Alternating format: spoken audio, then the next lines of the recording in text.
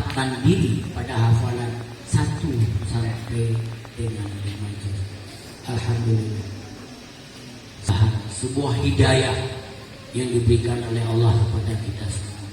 Oleh karena itu saya berharap semuanya kepada kita, mari kita menginspirasi diri, menyemangati diri, memotivasi diri, mengikhlaskan diri agar kita lebih cinta.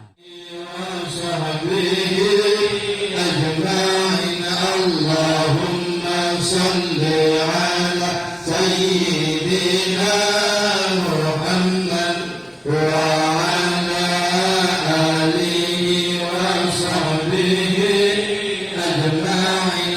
Allahumma salli ala sayyidina Muhammad al-azim. Astaghfirullahaladzim ya Allah, astaghfirullahaladzim ya Allah, astaghfirullahaladzim ya Allah, astaghfirullahaladzim.